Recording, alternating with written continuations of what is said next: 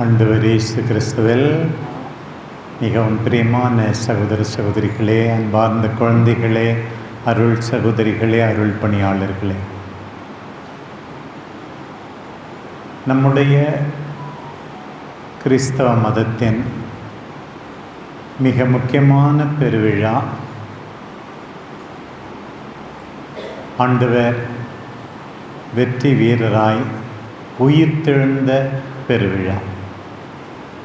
அதைத்தான் கடந்த சில வாரங்களாக நாம் கொண்டாடி மகிழ்கிறோம். உயிர்த்த ஆண்டவர் திருத்தூதர் பணியின்படி 40 நாட்கள் தன்னுடைய சீடர்களுக்கு காட்சி கொடுத்தார் என்று வாசிக்க கேட்டோம். என்னை நம்பு, என்னை நம்பு என்று உயிர்த்த ஆண்டவர் கெஞ்சி கேட்பது போல இருக்கிறது. நீங்களும் நம்புறீங்களா? சத்தமா சொல்லுங்க. உண்மையா? கொரிந்தியருக்கு எழுதிய முதல் திருமுகம் 15ஆம் அதிகாரத்தில் பவுலடியார் சொல்லுகிறார், யாராருக்கெல்லாம் காட்சி கொடுத்தாருன்னு. பேதுருவுக்கு காட்சி கொடுத்தார், 12 பேருக்கு காட்சி கொடுத்தார், 500 பேருக்கு காட்சி கொடுத்தார், திருத்தூதர்கள் எல்லாருக்கும் காட்சி கொடுத்தார் என்றெல்லாம் ஒரு லிஸ்ட்டு போட்டுட்டு கடைசியாக எனக்கும் காட்சி கொடுத்தார் என்று பவுல் சொல்லுகிறார். நான் பல இடங்களிலே சொல்லியிருக்கிறேன், காலையிலே காட்சி கொடுத்தார், மாலையிலே காட்சி கொடுத்தார், ஆண்களுக்கு காட்சி கொடுத்தார், பெண்களுக்கு காட்சி கொடுத்தார், தனியாக இருப்பவர்களுக்கு காட்சி கொடுத்தார், குழுவாக காட்சி கொடுத்தார். பாருங்கள், இப்படி நம் ஆண்டவர் காட்சி கொடுத்தார். உயிர்த்த தம்மில் நம்பிக்கை வைக்குமாறு கேட்டார். ஒரு சில நாட்கள் ஆன பிறகு அந்த காட்சி நின்றது. அப்போதுதான் அவர் இன்றைக்கு வாசிக்கப்பட்ட பகுதியின்படி எருசலேமிலேயே, நற்செய்தி கலிலேயாவில் என்று சொல்லுகிறது, எருசலேமில் அவர்கள் எல்லாரும் கூடியிருக்கிறார்கள். அப்போது அவர்களிடமிருந்து ஆண்டவர் எடுத்துக்கொள்ளப்படுகிறார். நாம் நம்முடைய நம்பிக்கை அறிக்கையில் விண்ணகத்துக்கு எழுந்தருளி தந்தையின் வலப்பக்கம் வீற்றிருக்கிறார் என்று நாம் சொல்லுவோம். அதே போல வாழ்வோரையும் இறந்தோரையும் நடுத்திருக்க அவர் மீண்டும் வருவார் என்று சொல்வோம். அதுதான் இன்றைக்கு முதல் வாசகத்தில் நமக்கு எடுத்து சொல்லப்பட்டுகிறது. அவர் எழுந்து அவர்களிடமிருந்து சென்றார் என்று, அவர் மீண்டும் வருவார் என்று வானதூதர்கள் அன்றைக்கு சொன்னார்கள். பாருங்கள், ஆண்டவர் அவர்களுக்கு அந்த நேரத்தில் திருத்தூதர் பணியின்படி என்ன சொன்னார் என்பது நமக்கு தெளிவாகின்றது. பிரியமானவர்களே, உங்களுக்கு யோவான் அன்றைக்கு நீரினால் திருமுழுக்கு கொடுத்தார், நீங்கள் எல்லாரும் தூய ஆவியினால் திருமுழுக்கு பெறுவீர்கள் என்று அவர்களுக்கு ஒரு பக்கம் சொன்னார். இன்னொரு பக்கம் என்ன சொன்னார்?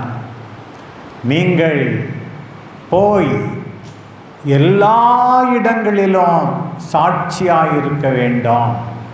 யூதேயா, சமாரியா, உலகமெங்கும் நீங்கள் சாட்சியாக இருக்க வேண்டும் என்று அழைப்பு விடுக்கின்றார். பாருங்கள், நாம் எல்லாரும் சாட்சியாயிருக்க அழைக்கப்படுகிறோம். இன்றைக்கு பாருங்க, ஆண்டவருடைய விண்ணேற்றத்தை நாம் கொண்டாடுகின்ற போது நான் சாட்சியாக இருக்க வேண்டும். சில பேர் கேட்கலாம், நான் எங்கே போய் சமாரியாவுக்கு போகிறது, யூதேயாவுக்கு போகிறது, சின்ன கொல்லப்படி விட்டு எங்கேயும் போக மாட்டேன், மிஞ்சி மிஞ்சி போனால் சேலம்தான் அப்படின்னு சொல்லி எங்கே போய் சாட்சியாக இருக்கிறது, அதுவும் உலகெங்கும் எங்கே போய் சாட்சியாக இருக்கிறது அப்படின்னு நினைப்பீங்க. வேற எங்கும் சாட்சிய வாழ்வுக்கு போக வேண்டாம். உன்னுடைய வீட்டில் நீ சாட்சிய வாழ்வு வாழ்ந்து உன் வாழ்க்கையால் நீ நற்செய்தி அறிவித்தால் அதே போதும். தொடரும், கொஞ்சம் கொஞ்சமாக எல்லா இடத்துக்கும் சென்று நீங்கள் சாட்சியாயிருங்கள் என்று ஆண்டவர் அழைக்கின்றாரே பாருங்கள். பிரியமான சகோதர சகோதரிகள், உயிர் தாண்டவர் என்னை நம்புகிறாயா? பாடுகள், இறப்பு, அடக்கம், இறுதியாக நான் வெற்றி வீரராய் உயிர் தெழுந்தேன். அதைத்தான் இந்த 2வது வாசகம் அழகாக சொல்கிறது. எபேசியருக்கு எழுதிய திருமுகம் இந்த ஆண்டு, அடுத்த ஆண்டும் எபேசியருக்கு எழுதிய திருமுகம் 2ஆம் வாசகம், அதுக்கு அடுத்த ஆண்டு எபிரேயருக்கு எழுதிய திருமுகத்திலிருந்து 3 வாசகங்கள் 2ஆம் வாசகமாக அமைகின்றன. இங்கே பவுல் என்ன சொல்கிறார் பாருங்கள். நம்முடைய தந்தையாகிய கடவுள் உங்களுக்கு தூய ஆவியை அளித்துள்ளார். எனவே சாட்சியாயிருக்க முடியும். உங்களுடைய அழைப்பை நினைத்து பாருங்கள். அந்த அழைப்பு உங்களுக்கு என்ன சொல்லுகிறது தெரியுமா? ஒரு எதிர்நோக்கை தருகிறது. இப்போ நீங்கள்லாம் வீட்டில் இருக்கும்போதும் சரி, வேலை செய்யும் போதும் சரி, வெளியே போகும்போதும் சரி, மற்றவங்களை பார்க்கும்போதும் சரி, நான் எதிர்நோக்கு கொண்டவர். பழைய தமிழில் நம்பிக்கைன்னு சொன்னாங்க, இப்போ விசுவாச நம்பிக்கை ஆயிடுச்சு. இந்த பழைய நம்பிக்கை எதிர்நோக்கு. எதிர்நோக்குன்னா என்ன? இந்த உலகத்துக்கு பிறகு மோட்சம் இருக்கு, விண்ணகம் இருக்கு, அதை நினைத்து நான் வாழ்கிறேன். இப்போ யாரும் பார்க்கல, பரவாயில்ல, கடவுள் பார்க்கிறார், அவருடைய இல்லத்துக்கு போக வேண்டும். அந்த எதிர்நோக்கை நினைத்து பாருங்கள் என்று உங்கள் அகக்கண்களுக்கு ஒளியூட்டுவாராக என்று சொல்லியிருக்கிறது. சில பேருக்கு இந்த உடல் கண் மட்டும்தான் இருக்கு, உள்ள கண் இல்லை. உள்ள கண்களால் வாழ்க்கையை அணுக வேண்டும் என்று ஆண்டவர் இன்றைக்கு சொல்லுகிறாரே பாருங்கள். இன்றைக்கு எபேசியருக்கு எழுதப்பட்ட அந்த திருமுகத்தில் ஆண்டவர் உங்களுக்கு எதிர்நோக்கு உள்ளது என்பதை உங்கள் அழைப்பினால் உங்கள் அகக்கண்களுக்கு ஒளியூட்டுவாராக. உங்களுக்கென்று காத்திருக்கிறது, உரிமை பேரு காத்திருக்கிறது. என்ன பெரிய உரிமை பேரு? கடவுளுடைய மக்கள். விண்ணகத்தில் நாம் எல்லாரும் பிள்ளைகளாக இருக்க அழைக்கப்பட்டவர்கள். அதுதான் உங்களுக்கு உரிமை பேர் இருக்கிறது. உங்களுக்கு வர இருக்கின்ற உலகத்தை பற்றி எதிர்நோக்கி இருக்கிறது. மோட்சமாவது நரகமாவது ஒன்று இல்லைன்னா யாரையுமே திருத்தவே முடியாது. திருத்த முடியாது என்பதற்காக அல்ல, நல்லவர்களாக நாம் வாழ வேண்டும். நமக்கு எதிர்நோக்கு இருக்கிறது, எதிர்நோக்கு இல்லாதவர்கள் நாம் இல்லை என்பதை இன்றைக்கு தெரிந்து கொள்ள வேண்டும் பிரியமானவர்களே. பிறகுதான் பவுல் இன்றைக்கு தொடர்ந்து சொல்லுகிறார், அந்த தந்தையினுடைய வல்லமையை பாருங்கள். வெற்றி வீரராய் தன் மகனை உயிர்த்தெழ வைத்தவர், தம்முடைய வலப்புறத்திலே அமர வைத்தவர், எப்பெயருக்கும் மேலான பெயரை அவருக்கு தந்தவர் நம்முடைய தந்தை. அவருடைய வல்லமையை நினைத்து பாருங்கள், அவருடைய நன்மைத்தனத்தை நினைத்து பாருங்கள். எதிர்நோக்கோடு வாழுங்கள் பிரியமானவர்களே. இன்றைக்கு கொடியேற்றத்தோடு நம்முடைய அன்பு தாயினுடைய விழாவை தொடங்குகிறோம். மோட்சம் உண்டு, விண்ணகம் உண்டு. ஆண்டவர் போகும்போதே சொல்லி சென்றார், நான் உங்களுக்கு இடம் ஏற்பாடு செய்ய போகிறேன் என்று சொன்னார். ஆண்டவர் பொய் சொல்ல மாட்டார். நீங்கள் என்னோடு இருக்க வேண்டும் என்பதுதான் என்னுடைய ஆசை. ஆண்டவர் பொய் சொல்ல மாட்டார். இன்றைக்கு திருவழிபாட்டின் முதல் ஆண்டு நற்செய்தி மத்தேயு நற்செய்தியிலிருந்து, இந்த ஆண்டு மத்தேயு நற்செய்தியிலிருந்து ஆண்டவர் விண்ணகம் சென்றது. அடுத்த ஆண்டு மார்க்கு நற்செய்தியிலிருந்து, அதற்கு அடுத்த ஆண்டு லூக்கா நற்செய்தியிலிருந்து வாசிக்கப்படுகிறது. மத்தேயு நற்செய்தியில் இன்றைக்கு நாம் வாசிக்க கேட்ட பகுதி இன்னும் அதிகமாக நமக்கு நம்பிக்கையை தருகிறது. 11 சீடர்களும் இயேசு தங்களுக்கு பணித்தபடியே கலிலேயாவில் உள்ள ஒரு மலைக்கு சென்றார்கள். இப்படித்தான் நற்செய்தி தொடங்குகிறது. 11 பேர். ஏன் ஒருத்தவங்க குறையிறாங்க? யூதாசு ஏற்கனவே 4 கொண்டு செத்தான். இவங்க 17 பேரும் ரொம்ப யோக்கியமா? கிடையாது. எல்லாம் தவறு செய்தவர்கள், ஆண்டவரை விட்டு ஓடி போனவர்கள். அதுவும் பேரும் இருந்தார், 3 முறை தெரியாதுன்னு சொன்னவர். இவர்கள் தான் 11 பேர். அந்த 11 பேர் தான் நாம் தான். நீங்கள் 11 பேரும் வேணாண்டா, நான் புதுசா 11 பேரை 12 பேரை எடுத்துக்கிறேன்னு ஆண்டவர் சொன்னாரா? ஆண்டவரே, எங்கள் மீது இரக்கம் காட்டி இன்றைக்கு எங்கள் சின்ன கொல்லப்பட்டி கோயிலுக்கு அழைத்து வந்திருக்கிறேன். நன்றி ஆண்டவரே. தவறு செய்து விட்டோம், துரோகம் செய்து விட்டோம், காட்டி கொடுத்தோம், தெரியாது என்று மறுதளித்தோம். எங்கள் வாழ்க்கையா 11 பேர் நீங்களும் நானும் தான். இன்றைக்கு பாருங்கள், மலையின் போது நமக்கு நிறையா நிகழ்வுகள் மனசுக்கு வருகின்றன. அன்னைக்கு சாத்தான் அவரை உயர்ந்த மலைக்கு கொண்டு போய் எல்லாத்தையும் காட்டி, என் காலில் கொஞ்சம் அட்ஜஸ்ட் பண்ணிக்க, விழுந்துரு அப்படின்னு சொல்லிச்சு. அப்படி ஒரு மலை நினைவுக்கு வருகிறது பாருங்கள். இன்னொரு பக்கம் ஆண்டவர் அந்த மலை பொழிவு செய்தாரே, எளிய மனத்தோர் பேறு பெற்றோர் என்று மலையிலிருந்து போதித்தாரே, அந்த மலை நினைவுக்கு வருகிறது பாருங்கள். இன்னொரு பக்கம் தாபோர் மலை மறுரூபமானாரே, இவரே என் அன்பார்ந்த மகன், இவருக்கு செவி சாயுங்கள் என்று சொன்னாரே, அதே போல எங்கே கலிலேயாவுக்கு, இந்த கலிலேயாவில் தான் அவர் நற்செய்தி அறிவித்தார், நோயாளிகளை குணப்படுத்தினார், ஏழைகளுக்கு போதித்தார். அவருடைய போதனைகள், புதுமைகள் எல்லாம் நிகழ்ந்த இடம். அதே இடத்திலிருந்து உங்களிடமிருந்து விடைபெறுகிறேன். நீங்கள் அதே இடத்திலேயே உங்கள் பணியை தொடர வேண்டும் என்று ஆண்டவர் அழைக்கின்றார் பாருங்கள். 11 பேரும் கலிலேயாவிலே அந்த மலைக்கு போகின்றார்கள். பிறகு பாருங்கள், அங்கே அவரை கண்டு பணிந்தார்கள். ஆண்டவரை கண்டு பணிந்தார்கள். They worshipped him. பிரியமானவர்களே, நம்ம ஆண்டவரை ஏனோ தானோ என்று நினைக்க கூடாது. நம் ஆண்டவர் வல்லமை மிக்கவர், கடவுள். அந்த அச்சம் நமக்கும் இருக்க வேண்டும். அவரை வணங்க வேண்டும். வணங்காதவர்கள் யாராவது இருந்தால் இனிமேல் என் ஆண்டவருக்கு உரிய மரியாதையை கொடுத்து வணங்குவேன் என்று சொல்ல வேண்டும். ஆண்டவரை வணங்காதவர்கள் உண்மையாகவே நிம்மதியாக இருக்க முடியாது, வெற்றி பெற முடியாது. ஆண்டவரே, உம்மை வணங்குவேன். இங்கே பாருங்கள், அவர்கள் எல்லாரும் வணங்கினார்களாம். சிலரோ ஐயமுற்றார்கள்.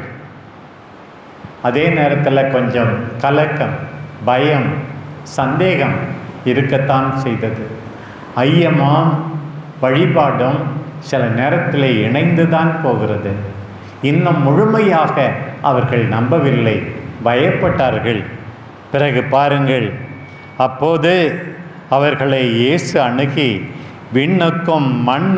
விண்ணுலகிலும் மண்ணுலகிலும் அனைத்து அதிகாரமும் எனக்கு அருளப்பட்டிருக்கிறது. God is powerful. அவரால் முடியாது எதுவுமே கிடையாது, எல்லா அதிகாரம். அன்னைக்கு நம்முடைய அன்பு தாய் அன்னை கன்னிமரியாம், இதோ ஆண்டவருடைய அடிமை, உமது வார்த்தையின்படியே எனக்கு ஆகட்டும் என்று பணிந்தார்.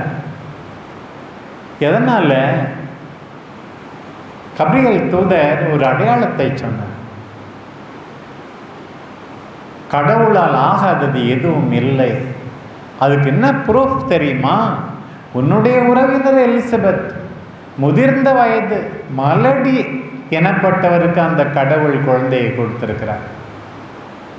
உடனே தான் மாதா சொன்னார்கள், இன்னைக்கு பாருங்கள், எல்லா அதிகாரமும் எனக்கு கொடுக்கப்பட்டிருக்கிறது.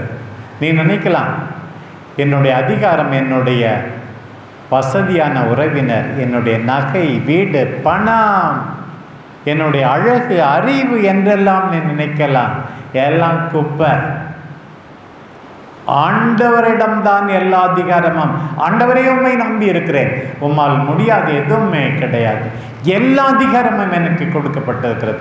இன்றைக்கு மீண்டும் நாம் புரிந்து கொள்வோம், நம் ஆண்டவர் வல்லவர், நல்லவர். வல்லவர் என்பதை மறந்து விடாதே. அவர் முன் பணிந்து வணங்கு. நல்லவர் என்பதை மறந்து விடாதே. இரக்கம் மிக்கவர். தவறு செய்து விட்டோம், மீண்டுமாக அழைக்கிறார். புதிய சீடர்களை அழைக்காமல் கடந்த கால பாவங்களுக்கு மன்னிப்பு கேட்டு இன்றைக்கு மீண்டுமாக ஆண்டவர் இன்றைக்கு சொல்வார், எல்லா அதிகாரமும் எனக்கு அழைக்கப்பட்டிருக்கிறது. இப்போது நீங்கள் செய்ய வேண்டியது என்ன? நீங்கள் போய் எல்லா மக்கள் இனத்தாரையும் சீடராக்குங்கள், நற்செய்தி அறிவியுங்கள். பிரியமான சின்னகொல்லப்பட்டி மக்களே, உங்கள் பிள்ளைகளை சீடராக்குங்கள், உங்கள் குழந்தைகளை சீடராக்குங்கள். முதலில் நீங்கள் சீடராக இருங்கள். Be disciples. ஒரு கிறிஸ்தவன் சொல்லிக்கிட்டா, அழகா சிலுவை போட்டிருந்தா, கோயில் கட்டியிருந்தா நல்லதுதான்.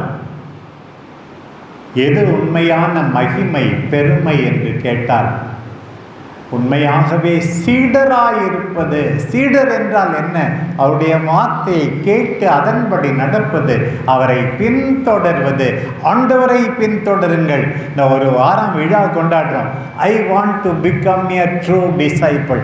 ஆண்டவருடைய சீடராக இருக்க எனக்கு ஆசை. சீடராவே, அவருடைய வார்த்தையை கேட்பேன், அவருடைய போதனையின்படி வாழ்வேன். இதுதான் பெருமை. எல்லாரையும் சீடராக்குங்கள், சீடராக இருங்கள், சீடராக மாற்றுங்கள். இதுதான் விண்ணகம் ஏறி செல்லும் ஆண்டவர் நம் எல்லாருக்கும் சொல்வது. பாருங்கள், தந்தை, மகன், தூய ஆவியார் பெயரால் திருமுழுக்கு கொடுங்கள். பாருங்கள், நாம் எல்லாரும் நம்மை படைத்த தந்தையில் இருக்கிறோம், நம்மை பராமரிக்கின்ற தந்தையில் இருக்கிறோம், நமக்காக மரித்த இயேசு ஆண்டவரில் இருக்கிறோம், சென்ற இடமெல்லாம் நல்லது செய்து கொண்டே சென்ற இயேசு ஆண்டவரில் இருக்கிறோம், நமக்காக பாடுபட்ட இயேசு ஆண்டவரில் இருக்கிறோம், துன்புற அழைக்கப்பட்டவர்களாக இருக்கிறோம், வெற்றி வீரராய் உயிர்த்தெழுந்த ஆண்டவரில் இருக்கிறோம், குனிந்து சீடர்களின் பாதங்களை கழுவிய ஆண்டவரில் இருக்கிறோம், இறக்கப்பட்ட நல்லது செய்த சிறுமை கண்டு பொங்கிய அந்த ஆண்டவரில் இருக்கிறோம். தந்தை, மகன், தூய ஆவி, வல்லமை, எல்லாவற்றையும் உணர்த்துகின்ற தூய ஆவி, ஒற்றுமைப்படுத்துகின்ற தூய ஆவி, அந்த ஆவியில் இருக்கிறோம். தந்தை, மகன், தூய ஆவியின் பெயரால் நீங்கள் திருமுழுக்கு கொடுங்கள். திருமுழுக்கு பெற்றீர்கள், பெற்ற மாதிரி வாழ்ந்து காட்டுங்கள் என்று சொல்லுகிறார். தொடர்ந்து பாருங்கள், நான் உங்களுக்கு கட்டளையிட்ட யாவையும் அவர்களும் கடைபிடிக்கும்படி கற்பியுங்கள். இதுதான் நம்முடைய வாழ்க்கையை தான். அம்மா என்ன சொன்னாங்க? என் மகன் உங்களுக்கு சொல்வதை எல்லாம் செய்யுங்கள்.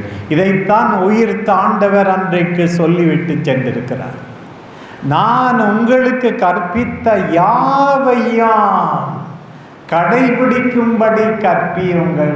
பாருங்க, சாமி இப்படி சொல்லியிருக்காருப்பா. பொறுமையாக இருக்க சொன்னார், தாராளமாக இருக்க சொன்னார், சிலுவையை சுமக்க சொன்னார், பகைவரை மன்னிக்க சொன்னார். நான் உங்களுக்கு கற்பித்த யாவற்றையும் கடைபிடிக்கும்படி அவர்களுக்கு கற்பியுங்கள். நீ கடைபிடின்னு சொல்ல முடியாது. எல்லாரும் கேட்பாங்க, நீ கடைபிடிக்கிறியா, நீ ஓகேம்மா, நீ ஒழுக்கமாக இருக்கிறியா என்று கேட்பார்கள். கற்பிப்பது எப்படி? வார்த்தையால் கற்பிப்பதை விட வாழ்க்கையால் கற்பிக்க வேண்டுமே.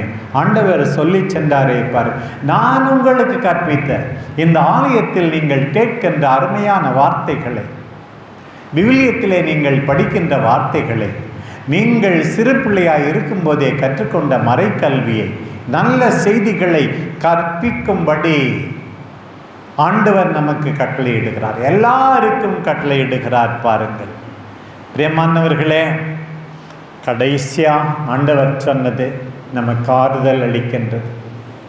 இதெல்லாம் சொல்லிட்டு கடைசியாக இதோ நான் உலக முடிவு வரை எந்நாளும் உங்களோடு இருக்கிறேன். ஆண்டவர் நம்மோடு இருக்கிறார். ஒரு பக்கம் விண்ணகம் சென்ற ஆண்டவர் நம்மோடு இருக்கிறார். வல்லமையுள்ள வார்த்தையிலே நம்மோடு இருக்கிறார். இன்றைக்கு நான் அறிவிக்கின்ற இந்த வார்த்தையிலே ஆண்டவர் தான் இருக்கிறார். எந்நாளும் உங்களோடு இருக்கிறேன். புனிதமிகு நற்கருணை கொண்டாடுகிறோமே, அந்த நற்கருணையிலே ஆண்டவர் இருக்கிறார். எந்நாளும் உங்களோடு இருக்கிறேன், உங்களை விட்டு போக மாட்டேன். உடல் அளவில் இல்லை என்று சிலர் நினைக்கலாம். உண்மையாகவே ஒரு வித்தியாசமான பிரசன்னமாக நான் உங்களோடு இருக்கிறேன். இப்படி அகஸ்தினார் சொன்னார், தலைதான் போய்விட்டது, உடல் நாம் எல்லாம். நம் பெற்றோரில் ஆண்டவர் இருக்கிறார். சில பேர் சொல்லாங்க, எங்கள் அம்மா தான் என்னுடைய தெய்வம். உண்மைதான். அக்கறை, அன்பு, பாசம், தியாகம், ஏற்பு, அந்த தாய் வழியாக ஆண்டவர் இன்றைக்கு இருக்கிறார். எந்நாளும் முன்னோடு இருக்கிறேன் என்று சொன்ன ஆண்டவர் துன்புறுகின்ற நம் சகோதர சகோதரிகளுக்கு ஏதாவது செய்யும் போதெல்லாம் எனக்கே செய்தீர்கள் என்று சொன்னாரே. அன்றைக்கு சவுலை பார்த்து நீ துன்புறுத்தும் இயேசு நான் தான் என்று சொன்னாரே. எந்நாளும் உங்களோடு இருக்கிறேன். முக்கியமாக நம் மீது அக்கறை கொள்கின்ற, அன்பு காட்டுகின்ற, இரக்கம் கொள்கின்ற எத்தனையோ மனிதர்கள் எனக்கு கடவுளின் வடிவாகத்தான் இருக்கிறார். உன் வீட்டிலே கடவுள் இருக்கிறார். இறை வார்த்தையில் மட்டுமல்ல, புனிதமிகு நற்கருணையில் மட்டுமல்ல, அதை தாண்டி உன் மனைவியில், உன் குழந்தையில், உன் கணவரில், உன் வயதான பெற்றோரில், இன்னும் துன்புறுகின்ற அத்தனை பேரிலும் ஆண்டவர் இருக்கிறார். பிரியமானவர்களே, இதைத்தான் நம்முடைய அன்பு தாய் அன்றைக்கு உணர்ந்தார்கள். எல்லாரிலும் தன் மகன் இருக்க வேண்டும் என்று ஆசிக்கின்ற தாய்தான் எல்லாரையும் மதித்தார்கள், ஏற்றுக்கொண்டார்கள், காப்பாற்றினார்கள், பரிந்து பேசினார்கள். தொடர்ந்து கண்ணீர் விட்டு நமக்காக பரிந்து பேசிக்கொண்டே இருக்கிறார்கள். சகாயத்தாய், சகாயம் அளிக்கின்ற தாய் நம் எல்லாருக்கும் இன்றைக்கு அழைப்பு. பிரியமானவர்களே, ஆண்டவரின் விண்ணேற்றம் நம் எல்லாருக்கும் எதிர்நோக்கை தருகிறது. தலையாகிய அவர் சென்ற இடத்துக்கே உடலாகிய நாமும் செல்ல வேண்டும் என்ற நம்பிக்கையை கொடுத்து நம்மை வழிநடத்துகின்றது. இந்த விண்ணேற்ற விழாவின் சகாய அன்னையின் பெருவிழா தொடக்கத்தில் நாமும் விண்ணை நோக்கி வாழ்வோம். ஆண்டவர் சொன்னதை மனத்தில் கொண்டிருப்போம். எந்நாளும் நம்மோடு இருக்கின்ற அந்த ஆண்டவருக்கு நம் அன்பு தாய்க்கு நன்றி கூறுவோம். ஆமென்.